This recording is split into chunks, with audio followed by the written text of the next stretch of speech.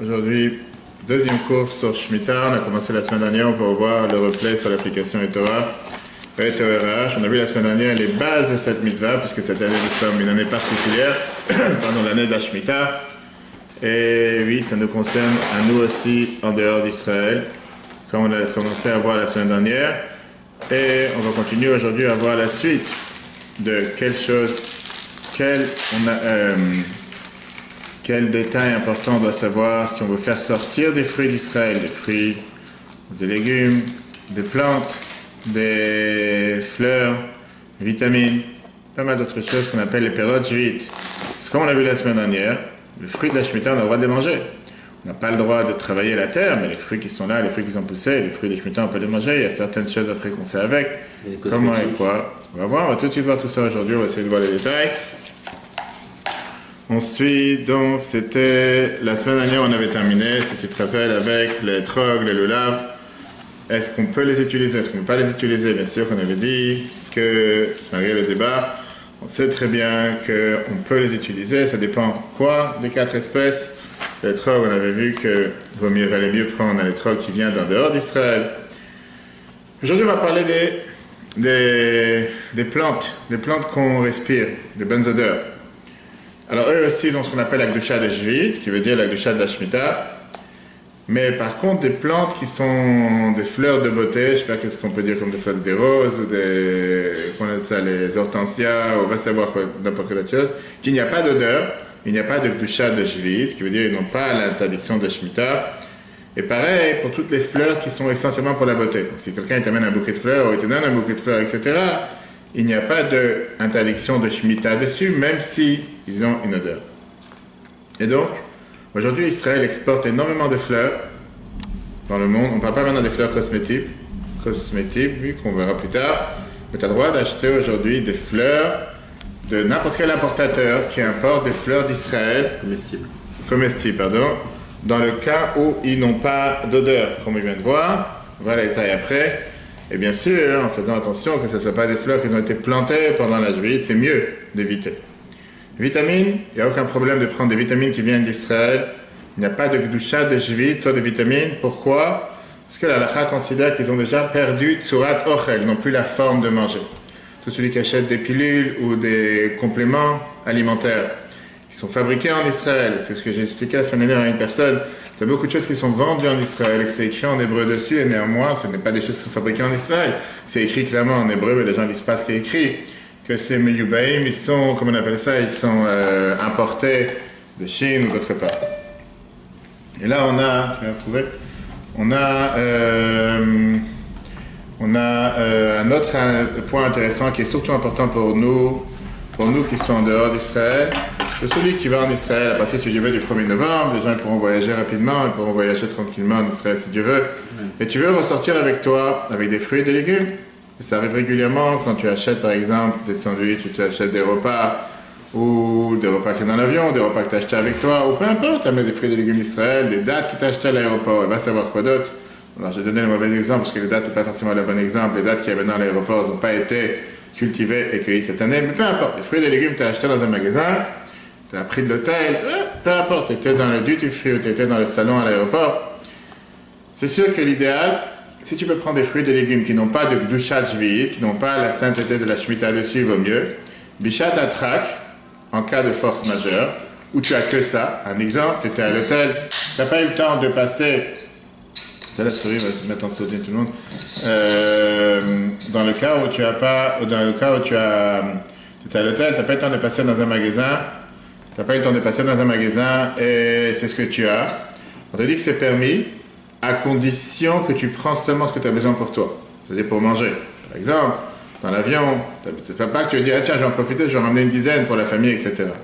Et on va voir plus tard que tu as une certaine conduite à avoir face au reste. Mais ça, c'est pas seulement en dehors d'Israël, même en Israël, on va voir les résidus du manger, les résidus des fruits. Est-ce que tu as le droit de jeter n'importe comment? C'est des fruits qui ont une certaine gdusha, ça s'appelle la gdusha jvit.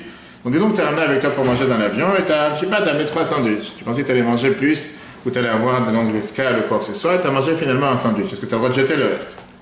Tu vas dire qu'est-ce qu'on en fait? On verra ça plus tard. On va voir ça plus tard. Pourquoi? Quelle est la raison derrière tout ça? La halakha t'interdit de sortir des fruits de Jvit en dehors d'Israël, par la crainte que les gens vont faire du commerce. En deux mots, si l'interdiction elle est seulement quand les fruits se trouvent dans le territoire israélien, les gens vont dire c'est très simple, je les fais sortir du territoire israélien, il n'y a plus de sur Jvit dessus, donc je peux faire ce que je veux. C'est pour ça que les Chachamim ils ont interdit. D'accord? Ou bien de mélanger des fruits de Jvit avec des fruits qui ne sont pas Jvit. Maintenant, puisque là tu en sors seulement pour toi, tu ne les sors pas pour commercer ou pour donner aux autres, donc la Torah ne t'interdit pas, parce que c'est pour ta consommation personnelle. Consommation personnelle ne devrait pas avoir de problème. Tu as dit qu'il y a les sacs? Mais où est la limite de la consommation personnelle? Encore une fois, consommation personnelle aujourd'hui, combien tu vas en sortir? Tu vas sortir 10 kilos pour manger aujourd'hui? Non, la famille et tout. Non, c'est dit personnel, c'est ce qu'on a dit personnel. Maintenant, bien sûr, tu vas agir avec tes enfants, tu as le droit de sortir pour toi, ta femme et tes enfants. Mais ce que tu sortirais pour toi-même, c'est pas pour donner à tous les autres, etc. Maintenant, de l'autre côté, quand tu vois des fruits de Shemitah qui sont sortis d'Israël dans les marchés en dehors d'Israël, tu n'as pas un devoir comme un juif qui est Shomer Mitzvot de les acheter de crainte que les gens ne vont pas faire attention à la sainteté qu'il y a dans ces fruits. On verra après ce qu'on peut acheter ces fruits en dehors d'Israël, mais quelqu'un par exemple qui voudrait dire, c'est quoi, plus que c'est des fruits de Shemitah, d'abord il faut le savoir, il faut être sûr. Il faut être sûr que c'est bien des endroits d'Israël où éventuellement tu devrais faire les fruits dessus, tu devrais faire la Shemitah dessus. Je dis, tiens, je les vois en bas de chez moi, chez Carrefour, chez Lidl et chez Auchan, je vais toutes les acheter comme ça, au moins les gens ne vont pas les profaner. Tu n'as rien demandé, c'est pas tes affaires, ne mélange pas, fais ce que tu fais pour toi et ne va pas faire ce que tu fais pour les autres. À partir du moment où tu as des fruits de Shemitah, qu'on appelle des fruits de Jvit dans tes mains en dehors d'Israël, tu n'as pas le droit de les faire passer à un autre territoire en Israël, en dehors d'Israël. En deux mots, comme je t'ai dit tout à l'heure, tu es parti de Tel Aviv à Paris, avec des sandwichs, avec des fruits, etc., que tu as amené pour ta propre consommation, c'est bon. Mais une fois que tu es arrivé à Paris, dans 2 jours, tu prends un avion pour aller à Cannes ou pour aller ailleurs, tu n'as pas le droit de les faire passer d'un endroit en dehors d'Israël à un autre endroit. Tu dois les laisser pour les manger chez toi à la maison et tu dois avoir dessus la Gdushat Shvit chez toi à la maison. En deux mots, les faire déplacer d'un endroit à l'autre en dehors d'Israël, c'est comme les déplacer d'Israël en dehors d'Israël. Ils ont une certaine Gdushat dessus. Donc les sortir pour ta propre consommation, oui. Les sortir pour commencer à les déplacer d'un endroit à l'autre, non. Une très bonne question que les gens demandent. Quand j'ai trouvé des fruits d'Israël, des fruits de Shemitah, est-ce que je dois prélever dessus la Trouma et le Maaser? En général, les fruits d'Israël en dehors d'Israël. Encore une fois qu'on est sûr qu'ils viennent d'Israël, etc., tu dois prélever la Trouma et le Maaser, même si en dehors d'Israël, on prélève certainement sans bracha, parce qu'on n'est pas forcément sûr si ça vient d'Israël ou pas. Là, des fruits de Shemitah, on ne prélève pas dessus la Trouma et le Maaser. Pourquoi? Parce que c'est des fruits hefker, des fruits qui sont considérés abandonnés. Parce que même pour ceux qui appartiennent à Israël, ce n'est pas leurs propres fruits. Et tous les fruits qui sont hefker, on sait très bien qu'on ne prélève pas le Maaser, sauf des fruits qui sont considérés abandonnés. Ça, c'était pour finir le chapitre qu'on a vu la semaine dernière. Mais là, on va rentrer maintenant dans les détails. Qu'est-ce que ça veut dire utiliser les fruits de Shemitah? Qu'est-ce que ça veut dire la Gdusha particulière qu'il y a dessus, la page 31? Qu'est-ce que ça veut dire la Gdusha qu'il y a dessus? Alors d'abord, la Torah. Moi, je vais écrire chapitre 25, verset 6. La Torah te dit, Vaïta, Shabbat haaretz lachem leochla. Le Shabbat de la terre, l'année de la Shemitah, ça sera pour vous, pour en manger. Viens les Chachamim. La Gemara va à page 102.1. Ils te disent, lachem, le chol tzorkechem. Qu'est-ce que ça veut dire pour vous, pour tous vos besoins? Qu'est-ce que ça veut dire pour tous vos besoins?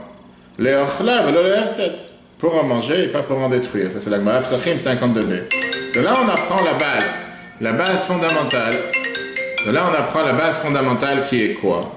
Que tu peux utiliser les fruits de Shemitah pour les manger, pour boire, pour te parfumer, pour allumer des bougies, pour peindre, pour ce que tu as envie. Mais l'utilisation doit être une utilisation que tu aurais éventuellement fait la même toute l'année. Pas une utilisation hors norme. Parce qu'une utilisation hors norme, comme on va tout de suite expliquer, est appelée une interdiction de perte dans les fruits de Jvit. C'est la même utilisation que tu aurais fait en temps normal, tu peux la faire éventuellement avec ces fruits de Shemitah. Mais commencer à faire quelque chose que tu n'aurais pas fait en temps normal, tu n'as pas le droit de faire. Quand tu vois aujourd'hui des chefs cuisiniers qui te prennent, je sais pas, c'est un potiron, on va savoir quel autre fruit, et qui te jettent 3/4 du fruit parce qu'il faut absolument que la pomme de terre dans l'assiette soit carrée et pas ronde, et pas ovale, on va savoir. C'est 100% interdit. Tu n'as pas le droit de le faire avec les fruits de Shemitah. Je ne parle pas dans l'index aussi interdit, à cause de Batachrit, c'est autre chose. Et nous rentrons dans les détails. Quelles sont les manières que tu as le droit d'utiliser, que la Torah te permet? Et quelles sont les manières avec lesquelles tu n'as pas le droit d'utiliser? Chaque fruit et chaque légume qui a cette Gdusha de Jvit, tu peux l'utiliser avec la manière comment tu l'aurais utilisé régulièrement. Bonjour madame. Qui veut dire, si c'est un légume que tu as l'habitude de le manger cuit, tu peux le manger cuit. Ça suffit largement ça. Quand on veut. Si c'est un légume que tu as l'habitude de manger cuit, tu peux le manger cuit. Si c'est un légume que tu as l'habitude de le manger cru, tu peux le manger cru, mais pas le contraire.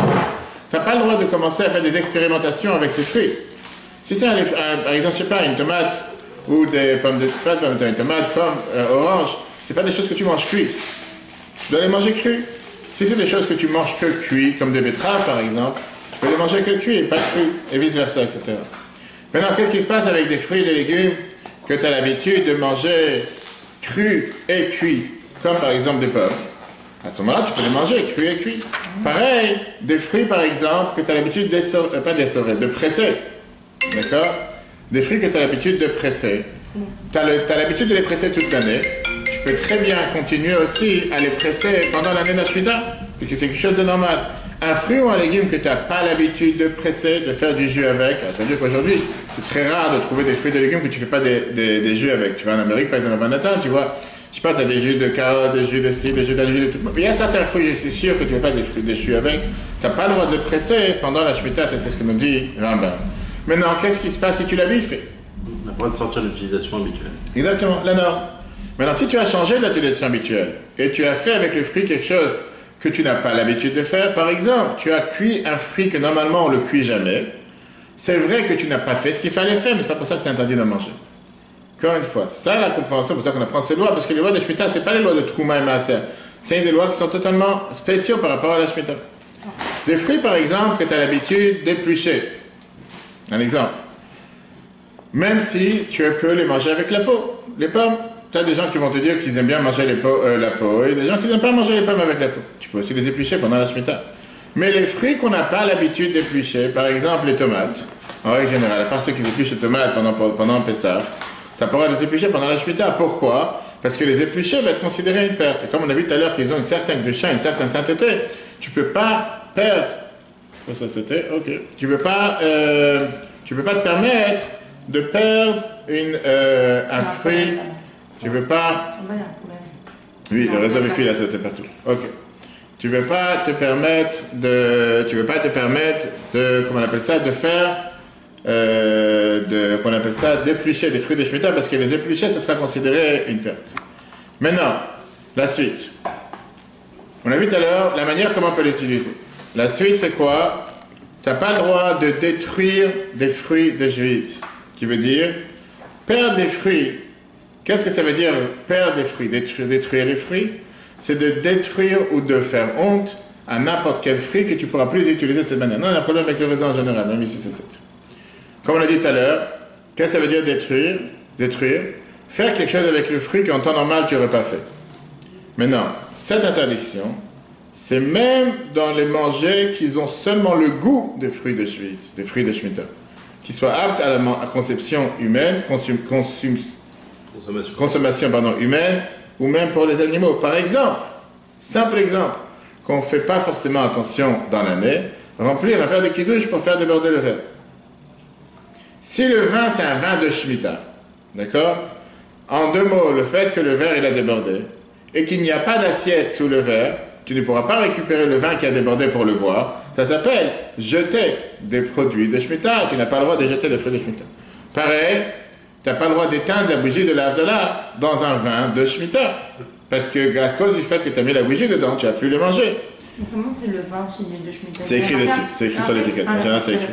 Pareil, quand tu fais le seder de Pessah, et tu verses avec tu verses avec, tu sais, pendant la Haggadah, on a l'habitude, pendant les 10 plaies, de verser de l'eau, quand on dit de Tzach, Hadash, Be'achav. Alors, faut pas l'en acheter, c'est tout. Non, mais jamais on vérifie si c'est d'année de Shemitah ou pas. Bah, Bienvenue au club, c'est pour ça qu'on apprend, d'accord? Pourquoi? Parce que tout ça, ça rentre dans le critère, tu vas te relancer? Tout ça, ça rentre dans le critère de quoi? Ça rentre dans le critère de perdre le vin, et on n'a pas le droit de perdre quelque chose qui appartient à la Shemitah, d'accord? Et tout ce que je viens de dire, c'est d'après tous les avis, le Chazon Ovadia, de Rav Ovadia, c'était son asqué il y a quelques jours, le 4, hier ou avant-hier, les Yudah Shemitah, etc. Maintenant, qu'est-ce qui se passe quand tu as mangé des fruits de Shemitah, quand tu es revenu d'Israël, et tu es venu avec toi avec des sandwichs, tu avais des concombres, des tomates ou quoi que ce soit, laisse tomber, ça marche pas, c'est pas grave. Si tu es revenu... une seconde, là ça a sauté. Deuxième cours sur Shemitah, on a commencé la semaine dernière, on va voir le replay sur l'application Etora. On va continuer la Maintenant, suite, quand chers tu vas amis de faire live. ton vin, tu vas Et faire donc, ton- quand tu as, on continue la suite, qu'est-ce qui se passe quand tu as eu la. Oui, tu es revenu avec des manger, tu es revenu avec des sandwichs D'Israël. d'Israël ou quoi que ce soit, des fruits et des légumes, et il te reste, tu n'as pas le droit de les jeter à la poubelle. Le reste, tu n'as pas le droit de les jeter à la poubelle. Pourquoi? Parce qu'en les jetant à la poubelle, ça veut dire que toi-même, tu as décidé de les détruire, de les autodétruire avec ta propre main. Et ça, tu n'as pas le droit. Qu'est-ce que la halakha te dit que tu peux faire? Tu dois les laisser chez toi à la maison, le temps qu'ils vont eux-mêmes pourrir ou eux-mêmes moisir. Et à ce moment-là, ils n'ont plus cette doucha de jurite, ils n'ont plus cette sainteté de jurite dessus. Pourquoi? Parce qu'ils sont plus aptes à la consommation. Donc à ce moment-là, tu pourras les jeter. Mais les jeter quand ils sont encore aptes à consommer, ça, on ne peut pas. D'accord? Ça, c'est encore en détail. La suite. Qu'est-ce qu'on fait en général, et surtout quand tu es en Israël? C'est pour ça qu'il y a beaucoup qui ont l'habitude d'avoir ce qu'on appelle une poubelle Shemitah. Tu as le recyclage vert, tu as les bacs jaunes, les bacs verts. Ils ont une poubelle de Shemitah. Alors ici, on n'a pas vraiment besoin parce qu'on n'a pas vraiment tellement de produits de Shemitah comme courant qu'ils ont en Israël, dans laquelle ils mettent les résidus de se manger, les résidus de manger des Shemitah. Comment on a l'habitude de faire? On fait ce qu'on fait avec la challah, on fait ce qu'on fait avec la trouma générale. Tu peux mettre un plastique autour du manger qui reste ou un papier d'aluminium, de faire en sorte que ça ne va pas être en contact avec les autres mangers ou ça ne va pas pourrir plus rapidement si c'est dans la poubelle avec des autres choses. Et après, on peut les jeter à la poubelle, tranquillement. D'accord? À ce moment-là, une fois que cette poubelle de Shemitah, on voit que ces choses-là, ils ont moisi, on peut les jeter dans la vraie poubelle. Ça ne nous concerne pas tellement ici, seulement quand je te dis, tu reviens avec des fruits de Shemitah ou quoi que ce soit. On ne peut pas jeter des fruits entiers ou des choses qui sont totalement des morceaux entiers de fruits et de légumes. On peut jeter seulement des morceaux de fruits qu'on n'a pas mangés ou des restes de plats qui étaient par exemple des plats de légumes, des plats de manger où il y avait des fruits de jus, des pots qui étaient aptes à manger pour un homme ou pour un animal, des graines dans lesquelles c'est mélangé du manger comme des graines de melon, où c'est mélangé du manger à l'intérieur. À ce moment-là, c'est des choses qu'on met sur le côté. Qu'est-ce qu'on fait avec un enfant? Tu as un enfant qui sait très bien que les enfants en général, ils vont toujours manger et jeter. Tu vas lui donner un fruit de Shemitah ou un légume de Shemitah. Alors tu sais que la moitié va partir à la poubelle. La Chal te dit que c'est tout à fait permissible. Pourquoi? Du fait que quoi? Du fait qu'en règle générale, c'est la norme, c'est comme ça qu'il a l'habitude de faire. Automatiquement, puisque c'est ce qu'il a l'habitude de faire, c'est pas que tu as considéré que volontairement tu es parti et tu as détruit un manger de Shemitah. Maintenant, si tu parles d'un enfant, que tu sais très bien qu'il ne va pas le manger. Mon fils le matin, à chaque fois il demande du fromage comme ses frères, et je te parie à 100% qu'il ne va pas le manger. Il sait qu'il ne va pas le manger. Il va manger un petit morceau et le reste, il ne va pas le manger. On connaît. Dans ces cas-là, il vaut mieux pas lui donner des fruits de Shemitah. Parce que c'est-à-dire volontairement, tu lui donnes quelque chose que tu sais que c'est pas. Donne-lui autre chose, donne-lui pas cette chose-là. Pareil, comme on l'a dit tout à l'heure, s'il reste du manger, il vaut mieux les rattraper, il vaut mieux les ramasser différemment et les mettre différemment dans la même poubelle, etc. Peut-être qu'il ne faut pas en consommer, c'est tout. Pas du tout, pas en acheter. Alors c'est facile à dire quand tu habites ici. Bah oui. Oui, mais quand tu es en Israël, et ça c'est les fruits et les légumes que tu as cette année, alors on a dit, pour ça qu'on a vu la semaine dernière dans le premier cours, on verra les prochains cours aussi, pourquoi il y a aujourd'hui énormément de moyens de pouvoir consommer des fruits et des légumes sans problème, qui n'ont pas dessus la gdusha de Shemitah, tout ce qui pousse en serre, tout ce qui est Otsar Bedin, tout ce qui est Yotar Mechira, il y a des centaines de moyens. Comment on sait tout ça? C'est écrit, il faut se renseigner, c'est écrit, d'accord? Le prochain, je dis, par rapport aujourd'hui, quand tu reçois un fruit qui vient en dehors d'Israël, et tu n'es pas censé savoir ni quoi ni comment, il y a les doutes. Alors en fonction de la liste qu'on a pour savoir si c'est des fruits par exemple de la nouvelle récolte ou de l'ancienne récolte, à ce moment-là on peut savoir si c'est un fruit qui vient de récolter cette année ou pas. Et c'est pour ça qu'on doit se comporter de cette manière-là. Une chose est sûre, c'est que si tu as pris par exemple, tu es parti dans un hôtel qui n'est pas méadrine et que pas forcément ils vont faire attention à la Shemitah, ça pose problème, ça pose question que tu vas voter une fois que j'étais parti. En Israël. En Israël, je sais pas. Alors est-ce que vaut mieux pas, même quand on est en France, ne pas acheter de quoi? Quand ça provient d'Israël. Encore une fois, le problème, c'est pas que est-ce qu'il faut pas. Le problème, c'est qu'aujourd'hui, tu as énormément de produits israéliens qui sont exportés à l'international dans les quatre coins du monde. Oublie maintenant la France. J'ai dit des fleurs, du manger. Et aujourd'hui, tu as des produits dans le monde qui ont dans l'intérieur du produit des produits israéliens, que ce soit du sucre, que ce soit de la vanille. Ouais. C'est incroyable comment c'est, même si c'est écrit ou pas écrit. Donc après, bien sûr, l'essentiel, c'est de se renseigner. On va pas dire que tu peux plus rien manger, tu peux plus rien toucher. Non, mais en France, en tout cas, on a largement le choix. Exactement, je n'ai pas contre. Oui, quelqu'un qui veut éviter. Oui, tu n'achètes pas. Oui, si quelqu'un veut éviter, il peut éviter. Il n'est pas obligé d'acheter juste les avocats qui sont venus d'Israël ou pas. Oui, c'est ceux qui rentrent dans beaucoup moins de casse-tête pendant cette année-là. Même quelqu'un qui... pendant l'année de la Shemitah ou pendant toutes les années? Non, pendant toutes les années, il n'y a pas de problème. Le pire, c'est quoi? Si tu dois prélever la trouma, tu prélèves la trouma.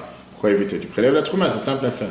La meilleure des choses que les gens vont te dire, c'est ne pas faire. Ne pas faire, c'est pas pour ça que tu vas pas... C'est pour ça qu'il y a la halachot. Grâce à la halachot, tu sais qu'est-ce qu'il faut faire et faire... Non, c'est pas celui-là, je crois. Oui, c'est ça. Ok. Maintenant, il y a des gens qui ont l'habitude aujourd'hui de manger ce qu'on appelle raw food, qui veut dire le manger cru. C'est des gens végétaliens ou végétariens qui en général ils mangent exactement, qui ont l'habitude de manger du manger cru. Et c'est quoi leur idée? Leur idée c'est de jamais manger un plat qui a été chauffé plus de 48 degrés. Et donc tout ce qu'ils mangent, ils le mangent cru. Ou totalement cru ou presque cru. D'accord? Ils n'ont pas le droit de manger des fruits ou des légumes qu'il faut cuire. Par exemple, des courgettes ou des pommes de terre. Pourquoi? Puisque la majorité des gens normaux sur Terre ne mangent pas ça cru, ça sera considéré... Désolé pour, comment on appelle ça, pour la coupure. On va mettre avec. Désolé pour la coupure. Oui, c'est bon, ça marche. Il n'y a pas de souci. Et donc, puisque... C'est bon, ça marche. Puisque la majorité des gens ne les mangent pas crus, automatiquement, c'est considéré comme s'il ne va pas les manger comme la norme, et c'est pour ça qu'il ne vaut mieux pas qu'ils la mangent. Maintenant, tu as des gens qui vont te dire, tu sais quoi, puisque je ne sais pas quoi faire avec, puisque c'est un problème d'en manger, puisque je ne peux pas en jeter, alors je vais le donner à ma femme de ménage, ou je vais le donner à mon gardien, ou à mon concierge, qui n'est pas juif. Alors là, tu dis, tu dois faire attention de ne pas les donner à un non-juif non plus. Pourquoi tu ne dois pas les donner à un non-juif? Parce qu'encore une fois, tu n'as pas le droit de profaner un produit de Shemitah qui a une certaine gdusha dessus. On y participe. Qui a une certaine sainteté dessus. Parlons du contraire, tu as un non-juif qui vient manger chez toi à la maison, et ça c'est ce que tu as à table, tu as le droit de donner au non-juif des fruits, des légumes, des Shemitah. Pourquoi? Parce que ça rentre dans ce qu'on appelle le Gada de Arsania, quelqu'un qui est venu manger chez toi à la maison. Et donc, dans un cas par exemple, où tu as des invités qui sont venus manger chez toi à la maison, qui sont en processus de conversion, au repas de Shabbat, qui arrive régulièrement avec Rabat Saneman, il n'y a aucun empêchement de leur donner des fruits et des légumes qui ont cette sainteté de la Gdusha de Shemitah, ou bien même de faire Kiddush avec un vin de Shemitah dessus. Il n'y a pas de problème, tu peux le faire sans problème. Mais si cette personne qui travaille chez toi, ou qui est passée chez toi à la maison, et tu sais qu'il va maintenant en voyage, et qu'il va faire 2 heures de route, tu dis tiens, t'as pas quoi manger, je te donne des fruits et des légumes que j'ai, et que c'est des fruits de Shemitah, t'as pas le droit de les donner, comme on a dit, pour la consommation personnelle, oui, pour plus tard, non plus. Parlons du vin. Même si ça nous intéresse pas trop aujourd'hui, parce qu'aujourd'hui personne ne fait son propre vin. Si tu veux être mevachel, tu veux cuire du vin qui n'est pas mevouchal, mais qui est du vin de Shemitah. Pourquoi? Parce que tu te dis que si tu as envie d'avoir des personnes non juifs à la maison, tu préfères avoir du vin mevouchal que non mevouchal. Et je ne rentre pas dans les débats qu'on te dit qu'aujourd'hui, la majorité ou la quasi-totalité des vins sont pasteurisés, donc sont mevouchal à un certain niveau. C'est pas le débat aujourd'hui.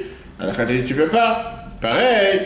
Tu n'as pas le droit de rajouter du vin de Shemitah dans un plat, pour ceux qui aiment bien cuisiner avec du vin. Mais un vin qui n'a pas été pasteurisé, un vin de Shvit, tu as le droit de le pasteuriser quand il est dans une bouteille fermée. Pourquoi? Parce que l'idée de la pasteurisation, c'est pas forcément de cuire le vin, mais c'est de tuer tous les microbes qui se trouvent dans le vin. Et ça ne change pas en général, ou ça ne touche pas le goût du vin ou la qualité du vin. D'ailleurs, c'est la raison pourquoi la majorité des grands vins secs, etc., c'est pas écrit dessus, mais bouchard. Comme on l'a dit tout à l'heure, les gens vont dire, tu sais quoi, puisque moi j'ai envie d'être très religieux, j'ai pas envie de jeter quelque chose qui est de la Shemitah. On a dit qu'il faut attendre que ça pourrit ou quoi que ce soit. Alors je vais manger même quelque chose qui est déjà moisi ou pourri, puisque c'est de la Shemitah, j'ai pas envie de jeter. La Chaya te dit, sois pas bête, sois pas tordu. Quelque chose que, il n'y a aucune obligation, comme on me l'a dit, parce qu'il y a des gens qui risquent de comprendre les choses tordues. Une pâte qui est moisie ou quoi que ce soit. Ou par exemple, un autre exemple connu, qu'on laisse pas un oignon sans racine épluché la nuit, que la nuit est passée dessus, que la halakha te dit que c'est un danger. Si tu as ouvert un oignon pour faire une salade, et c'est passé la nuit, qui n'était pas mélangé dans quoi que ce soit, et tu as enlevé la racine, un oignon épluché, tu n'as pas le droit de le manger d'après la halakha, il n'y a pas de mitzvah de manger les fruits de Jvit. La halakha, elle te dit, tu n'as pas le droit de les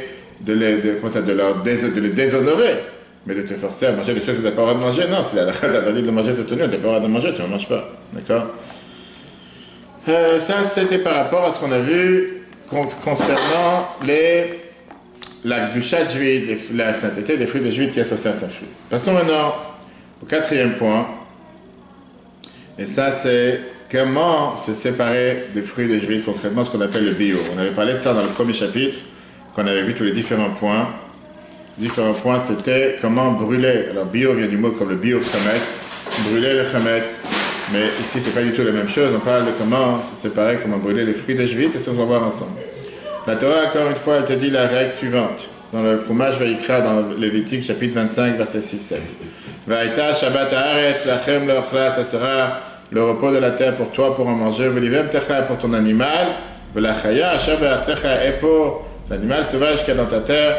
Tiyeh kol tevoata le'echol, elle sera tout le blé pour en manger. De là, les Chachamim, ils ont appris.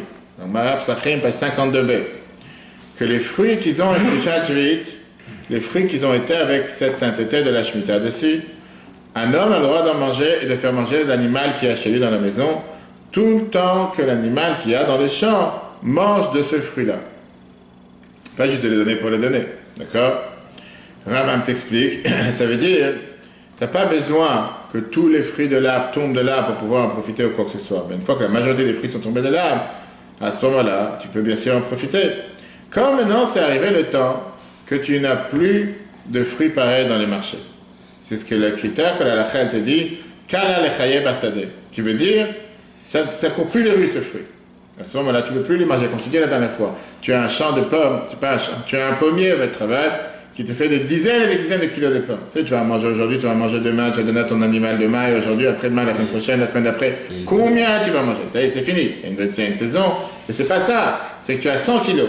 Très bien, les voisins, ils sont venus. Qui c'est qui veut des pommes? Viens prendre tes pommes. Après, il en reste. Il reste 50 kilos. Qu'est-ce que je fasse avec? Qu'est-ce que tu vas faire avec? Tu vas pas manger. C'est pas vrai. Tu vas pas les manger. Tu vas pas les garder éternellement. Ça va pas durer toute l'année non plus. À ce moment-là, la Torah te dit que tu as le devoir de faire le bio apérot, brûler les fruits de la maison. Et ça change en fonction de chaque endroit différent. On va tout voir les détails. Question pour l'exemple des pommes.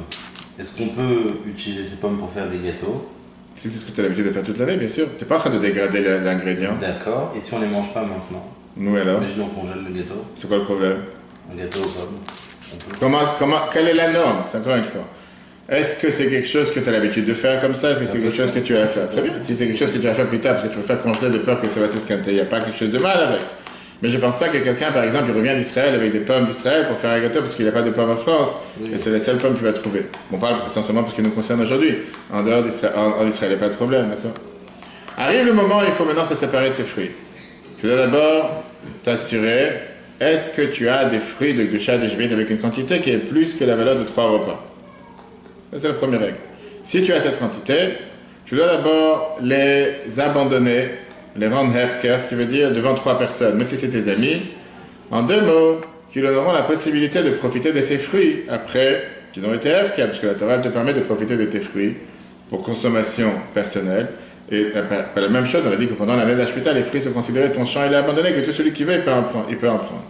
Une fois que c'est considéré que c'est hefker, une fois qu'ils ont été abandonnés, tu peux bénéficier de ces fruits encore une fois, comme n'importe quelle personne qui aurait pu les prendre, mais ils ont dessus une certaine gdusha de Jvit dessus. Si, et encore une fois, tu avais devant toi plus du manger de 3 repas, c'est-à-dire que c'est une quantité importante. Il y a certains fruits que les Chachamim, ils ont fixé la date quand est-ce se séparer de ces fruits, parce qu'on sait, tous les ans, c'est exactement la même date.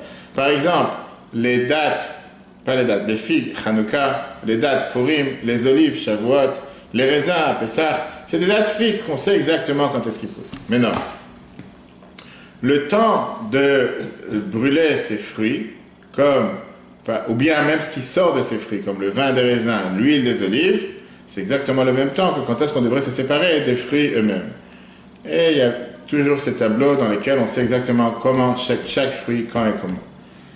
Si quelqu'un n'a pas brûlé les fruits en son temps, comme tu as par exemple le bio chametz à Pessah, on sait que tu dois brûler le chametz toujours à midi et demi et arrêter d'en manger à 11h30.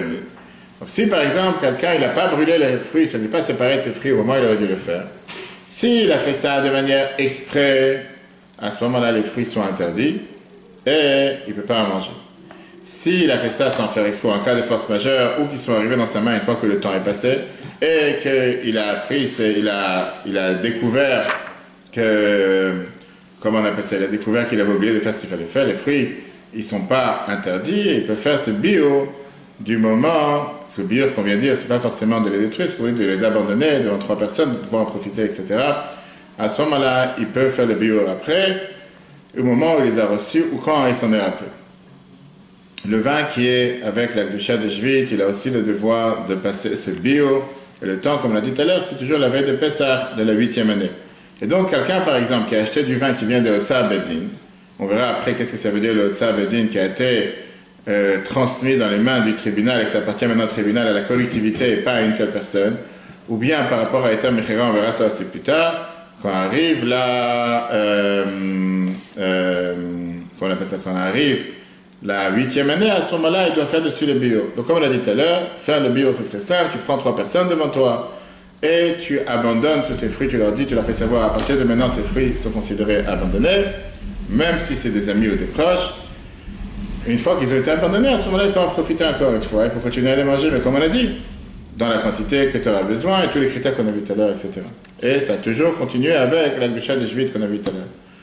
Donc ne pas confondre avec ce que les gens ils pensent parfois, que quand tu parles de bio, des fruits des Juifs, ça serait la même chose que bio chametz, que quand le bio chametz, il faut brûler le chametz, alors il faudrait mettre un feu et commencer à brûler des centaines de fruits, etc. Si maintenant tu as acheté un vin en dehors d'Israël, après Pessah de la 8e année, un vin de Shemitah, tu ne veux pas le boire en dehors d'Israël. Ça c'est interdit, mais ça c'est déjà quand tu es dans la 8e année. Si c'est maintenant en dehors d'Israël, des fruits qui ont la Gdusha des Juifs, qui sont sortis d'Israël, tu n'as pas besoin de les ramener en Israël pour faire le bio. Maintenant, si tu veux les ramener en Israël pour faire le bio, on dit t'avoir la bracha, c'est encore mieux. Pourquoi? Parce que la mitzvah de bio, perot juif, ça se fait en Israël, pas en dehors d'Israël. Mais tu n'as pas besoin de le faire. Maintenant, une fois que tu as fait le bio de ces fruits de juifs en Israël, en son temps, prenons un exemple, comme on l'a dit tout à l'heure, dans la 8e année, on a vu par exemple les dates, pas les dates, les figues, l'année prochaine, Hanouka. À ce moment-là, tu as descendu dans le niveau de la sainteté de ces fruits, et donc il est beaucoup plus facile de les sortir en dehors d'Israël, et puis ça, il faut demander à un rave, comment, quels critères, pourquoi, pour quand, etc. Mais c'est beaucoup plus facile que pendant la 7e année. Il y a, comme on a dit la semaine dernière, j'ai répondu aussi à plusieurs personnes, à plusieurs questions dessus, il y a des marchandises qui sont toujours sur les étalages en Israël, qui ne grandissent jamais en Israël, et automatiquement qui ne poussent pas en Israël, et il n'y a pas besoin de faire dessus ce qu'on appelle un bio. Par exemple, tout ce qui sont dans les fruits, tous les noix, tout ce qui sont pas seulement les noix, les grains, mais c'était les pistaches, les noix, les cacahuètes, il y a plusieurs choses pareilles qui sont importées, qui ne poussent pas forcément en Israël. On dit par exemple que dans les légumes, si ça fait partie des légumes, les asperges, l'ananas, bananes, carottes, plusieurs choses pareilles, pommes de terre. Alors, je n'ai pas dit maintenant que c'est forcément 100% qui ne poussent pas, mais en règle générale, on sait que c'est des choses qui sont beaucoup plus importées que d'autres. Donc, dans ces cas-là, il n'y a pas besoin de faire dessus un bio. Et après, bien sûr, je n'ai pas envie d'entrer dans toute la liste et tous les détails, parce qu'on est en dehors d'Israël, ça ne nous concerne pas tellement, on n'est pas à faire avec les champs ni quoi que ce soit. Jusqu'à là, on a parlé de ce qui était, jusqu'à là, on a parlé de tout ce qui sont les marchandises qui arrivent dans les marchés, qui ont une gdusha de Shvi'i dessus. Mais, comment ils sont arrivés dans les marchés, ou qu'ils arrivent dans nos mains? Puisqu'ils ont poussé avec permission jusqu'à dans l'année de Shemitah. C'est comme ça qu'on a ces. À part ça, il y a certaines marchandises qu'on n'a même pas de quoi craindre qui sont interdits, et c'est ce qu'on va parler maintenant, c'est ce qu'on appelle les sfichim. Qu'est-ce que sont les sfichim? Viens les Chachamim et te disent que n'importe quelle chose qui pousse, il y a une crainte qu'il a plantée, qui a poussé pendant la 7e année. Ça, c'est aussi une interdiction pour un fruit ou un légume qui a poussé de lui-même, pas forcément que j'ai planté. Cette interdiction, c'est l'interdiction de sfichim. Qu'est-ce que ça veut dire sfichim? Ça vient du mot sipuach, en 2 mots qui ont été, on va dire, mélangés ou qu'ils ont profité du fait que j'ai planté certaines graines l'année dernière. Par exemple, j'ai planté dans tout ce terrain. Le vent a fait que certaines graines sont parties sur un autre terrain. Et je sais très bien que je n'ai pas planté là-bas, mais là-bas ça a commencé à pousser aussi. Ça s'appelle des sfichim. En 2 mots, ça... en Israël, tu as ce mot qui est utilisé régulièrement par rapport à des territoires que tu veux connecter à un territoire qui est à côté d'un autre. Tu dis, je profite de ce territoire qui est à côté, de prendre ce territoire et de le mettre à côté, juste à côté de l'autre. De faire de ça un grand territoire. Et donc, on se dit que... Assimiler, je sais pas, mélanger, annexer, exactement ça c'est le mot. Et donc, cette interdiction de sfichim, ça veut dire que ces plantations, ce qui a grandi, on va dire qu'ils sont annexés par rapport à la récolte de l'année dernière, ce qui a poussé l'année dernière. Mais que certainement, ils n'ont pas poussé maintenant cette année. ils ont poussé, parce que j'ai pas mis des graines là-bas cette année, ils ont poussé des graines qui sont tombées quand j'ai récolté le blé l'année dernière. Certainement qu'il y a des graines qui sont tombées à côté, et de là ça a commencé à pousser. Ce qu'on appellerait ici des herbes sauvages, des plantations sauvages. Pas forcément sauvages ou quoi que ce soit. Pourquoi les Chachamim ont interdit des plantations pareilles? C'est très fréquent. Oui, c'est ça que c'est fréquent. Pourquoi les Chachamim ont interdit une plantation pareille? Parce qu'ils ont dit qu'il y a des gens qui ont commencé à être malins et qu'ils ont commencé à planter en cachette dans leur champ pendant la 7e année. Et après, ils ont dit que non, nous on n'a rien planté, ça a planté de tout seul. Moi je suis parti, j'ai planté ici, je vais planter là-bas.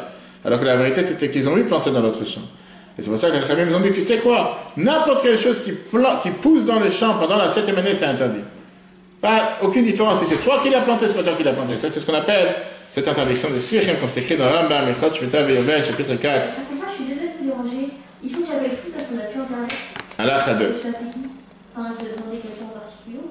Non, tu veux dire ça. Maintenant, cette interdiction de sfichim, c'est seulement dans les légumes. Il y a une crainte que peut-être ils ont été semés et poussés pendant la 7e année. Mais dans les fruits de l'arbre, on n'a pas cette crainte. Parce qu'il n'y a pas de logique que quelqu'un va planter des graines de fruits d'un arbre dans la 7e année. Pourquoi?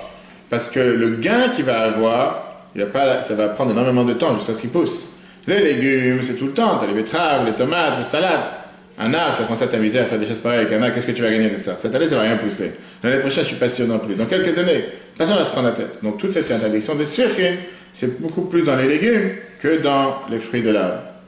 L'interdiction des sfichim n'est pas seulement dans le manger des légumes, mais même s'ils ont été mélangés dans un plat, on interdit le plat et la vaisselle dans laquelle ils ont été mélangés. D'après ça, on a le devoir de faire attention avec les légumes, les fruits et les légumes qui arrivent dans les marchés, surtout quand ça arrive d'Israël, parce que même une fois que l'année de la Shemitah est terminée, c'est ce qu'on verra si Dieu veut, même si là, on verra la semaine prochaine, l'année prochaine, on recevra les légumes de l'année dernière, une fois de cette année, une fois que c'est fini l'année de la Shemitah, on a encore la crainte des sfichim, des graines qu'ils auraient pu éventuellement pousser pendant cette année et qui vont arriver sur notre étalage l'année prochaine. Et de l'autre côté, pas toute la marchandise qu'on a aujourd'hui dans les étalages, c'est une marchandise qui a poussé pendant l'année de la Shemitah. Ça se peut que c'est une marchandise, ça se peut, il y en a beaucoup qui sont de l'année dernière. Et c'est pour ça qu'il faut avoir le tableau, et c'est pour ça qu'il faut regarder les différentes dates en fonction de différents fruits et légumes, etc. Pourquoi la vaisselle? Parce que tu as cuisiné un produit qui est interdit à consommation, tout court. Arrive Hanouka de la 8e, comme n'importe quel produit qui est interdit à consommation. Quand arrive Hanouka de la 8e année, l'année prochaine, à ce moment-là, il n'y a plus de crainte des histoires de sfichim, d'interdiction des sfichim. Mais encore une fois, il faut regarder les tableaux. Comme j'ai dit tout à l'heure, tu as certains marchandises qui n'ont pas cette crainte, parce qu'en règle générale, ou ils ne poussent pas en Israël, ou ils poussent sur plusieurs années. Comme j'ai dit tout à l'heure, l'artichaut, l'asperge, l'ananas, banane, nana, pétel, ça va tellement d'autres choses, des graines, on dit le riz, tous les graines secs qui sont aujourd'hui, par exemple, les petits pois, ou les graines de soja, graines de lentilles, graines de sésame, qu'on appelle ça, l'avoine, et pas mal d'autres légumes qu'on sait très bien qu'ils ne poussent pas en Israël, pour ça on n'a pas de sfichim. Ça c'est jusqu'à aujourd'hui. La semaine prochaine, si Dieu veut, on verra la suite avec quoi faire, avec la manière de pouvoir se débarrasser des quantités en masse que tu peux avoir. Si jamais la Torah te dit d'abandonner ton terrain, si tu n'as pas rendu ton terrain abandonné qui est ouvert pour tous, qu'est-ce qu'on fait si jamais tu as ramassé ce qu'il y avait sur ton terrain dans un autre endroit? Si jamais tu n'as pas rendu ton terrain FK, est-ce que tu as le droit de le garder? Est-ce que tu as le droit d'en manger? Est-ce qu'on peut les mettre en conserve? Pareil avec la marchandise qui arrive sur les étalages. Et après, on verra bien sûr, est-ce que tu as le droit de commercer avec des produits de Shvit ou pas, à travers un non-juif ou pas à travers un non-juif, tout ça si Dieu veut. Ça sera la semaine prochaine. Désolé pour les ruptures d'Internet qu'on avait ici, puisqu'on est en troisième monde, comme on dit, en troisième tiers-monde. Un pays où l'Internet saute, donc tous les coupures, je suis désolé. Le cours sera replay sur l'application eTorah. eTorah sur Google Apple. Je conseille vivement de regarder le cours d'hier soir. Merveilleux cours qui nous a donné l'explication de comprendre quelle était la qualité majeure d'Abraham, comment Abraham est devenu le père du monothéisme, que jusqu'à nos jours, 5782 ans plus tard, ou un peu moins, quelques milliers d'années, on a plus de 4 milliards de personnes sur la planète qui suivent le patriarche Abraham. Quelle était sa spécialité? Le cours est en replay sur l'application eTorah. Très bonne journée à tous et à la semaine prochaine.